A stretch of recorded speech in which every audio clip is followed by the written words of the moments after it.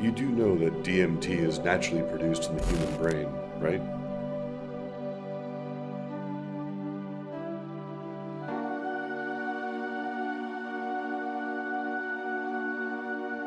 Off with her head!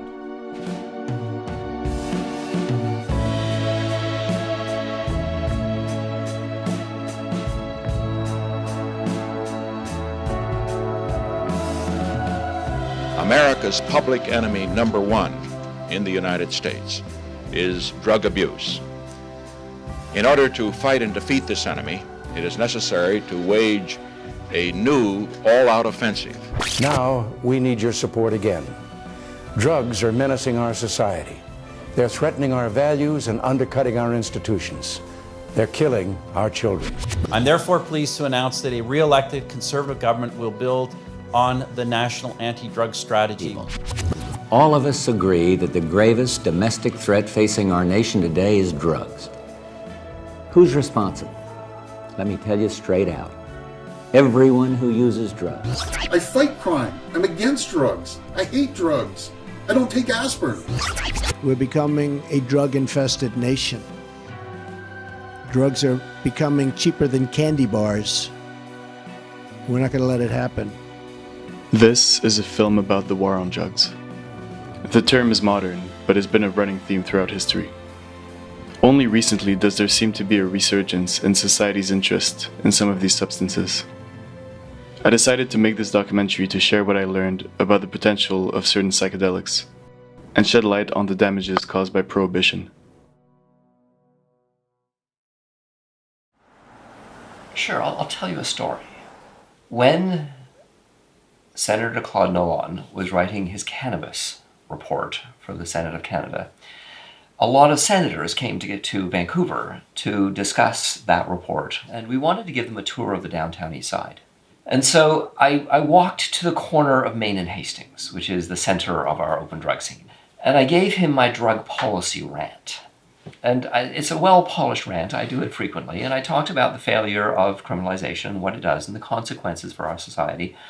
And then he put up his hand and he said, "Stop, I know everything that you're talking about. I'm familiar with what you're saying," which completely shocked me because we had heard nothing from Ottawa about the logic to end the war on drugs. Right. And so I said, I don't get it. I don't understand. If you understand what I'm saying and you're familiar with the evidence, there was a huge science base behind this. If you're familiar with that evidence, why don't you speak? And he said, "The Americans won't let us." Oh. And I said, "What are you talking about? The Americans won't let you?" And he said, "They threaten us." And I said, "Can you give me an example?"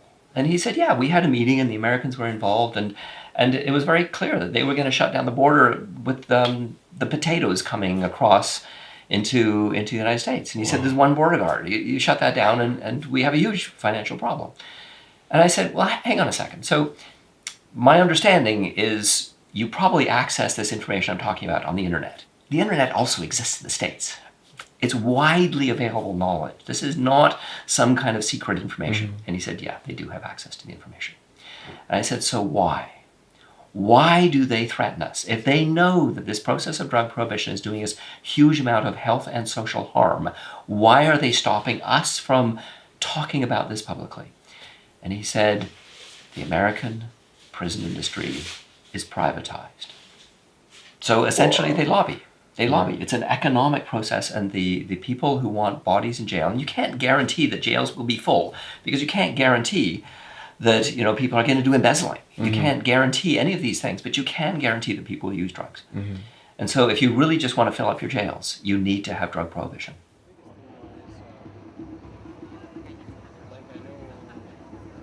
We're trying to do two things, sort of. Raising awareness and education of the benefits of cannabis and psychedelics when used responsibly, and also trying to raise awareness of harm reduction and preventing things like emergencies that you might see when someone's not using these things responsibly. So as a paramedic, the first couple of years, I wasn't as aware of these substances. They teach a lot of us in school that weed's only bad for you, mushrooms makes your brain bleed. I mean, they still teach this to some paramedics, which is wrong. So as I did my own research and interacted with real patients who had benefited from psychedelic experiences, my own coworkers with post-traumatic stress disorder using cannabis themselves, and then I was able to find it for my sleep problems. The biggest thing you see is when we go into someone's home and we ask them for their medications on an emergency, and they'll hand us Dexedrine and OxyContin, and I'll hold those and go, I'm holding heroin and amphetamines in my hand right now. I am technically in possession of 2 illegal substances, but just because it's marketed as oxycodone and Dexedrine, it's legal. This guy, rich, white male, can afford this prescription, has his OHIP, but that person that I just went to at the police cells, who had a very little bit of heroin, same drug by the way, is now sitting in a jail cell for that. A lot of people use drugs for different reasons. And I think in my experience, a lot of people use drugs because it's a way to cope with existing traumas, right? I sometimes kind of look at the lives of some of my friends on the street, and I probably would be using too if I were in some of their circumstances or what I've experienced. And then in the system, what happens is you get arrested and then you get tossed in jail. And then you're released and you're back in the same cycle of things. But when you're tossed in jail, really, to be honest, you're not really getting any actual supports that you need. It's not addressing any of the reasons for why somebody might even be using. If you look at the roots of it, the roots of Prohibition often had to do with racism. It was essentially the people in power targeting the people without power, and one way of targeting the population is to target the drugs that they use.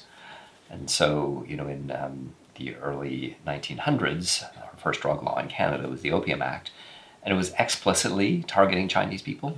So the beginning of Prohibition in Canada was about racism and taking a minority and suppressing them. Our policies often affect people who are poor, and in our community right now, people who are Black or people who are First Nations are most often ones who come into contact with the law. When you talk about racist policies, you know, I mean, in the issue, in First Nations histories, it doesn't address like a lot of the people in our community who are using, it's because they grew up in a cycle of poverty because of residential schools. And our policies right now don't really do anything to actually address that and change that. And so no wonder some of our people are using to cope. Throwing them in jail and not actually giving them access to things that are culturally appropriate, that's also not gonna help rehabilitate. Right. So yeah, just keep them in jail for a few months and toss them back out and expect them to somehow magically like be better is a really, really unrealistic way of looking at things. That theme has existed for many decades. And if I think about what happened, why psychedelics were criminalized, you know, the battle between the hippies and the status quo and the Vietnam War as a background, you know, we don't want to fight the war. And the status quo people who are saying, yeah, we want you going, we want you to get off your comfortable couch and we want to give you a gun and drop you in a jungle and go do this thing. And so there was a battle, there was a cultural divide, and the people with power did what they often do, which is criminalize the drugs that were used by the people without power. And it was really unfortunate because not only did a huge amount of human suffering occur from the result of criminalization of psychedelics and cannabis and other drugs, but also we lost the ability to do research. You know, the science was shut down, and so we lost decades of knowledge that we could have gained. As we know, there's a psychedelic renaissance occurring now, and what we see is an explosion of positive scientific reports about the various things that psychedelics can be used to heal. They're very powerful medicines, and they need to be used carefully and constructively, and criminalizing them prevents our society from developing the wisdom that we need to use these medicines in a positive and healing way. As a therapist, like the typical thing of like exploring the shadow and kind of like making peace with the shadow, like do you find that kind of mirrors in psychedelics? Like sometimes it's good to have a bad trip. We don't call them bad trips, we call them challenging trips. And you know, if difficult things are coming up, and if you explore that and you're curious about it, then that sort of darkness will recede in your psyche, and you know, then probably the next time you have a very nice trip because of that. But, you know, in psychotherapy, it's the same thing. You know, when you hit a part of yourself that you don't like, and you've been kind of running away from your whole life, and you confront it, it's difficult, but it's necessary.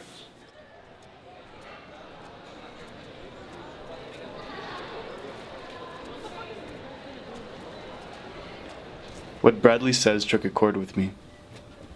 In 2017, I traveled to Peru to participate in an ayahuasca ceremony. Ayahuasca is a brew used as a traditional spiritual medicine among indigenous people in the area. Its primary psychoactive ingredient, DMT, is illegal in most countries.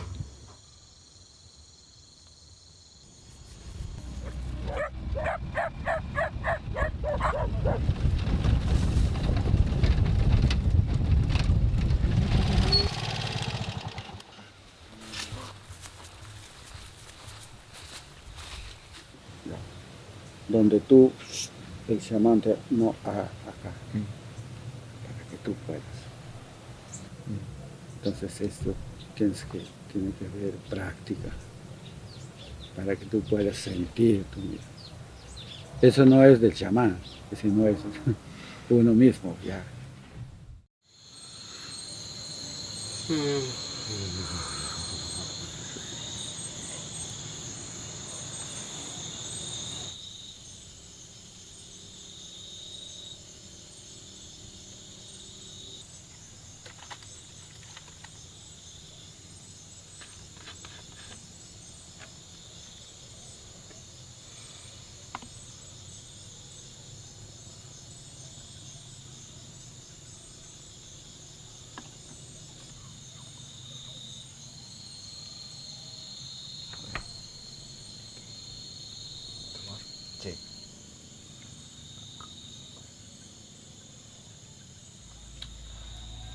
During the experience, I did go through dark moments, but they were part of the journey that led me to a new understanding of myself and the world.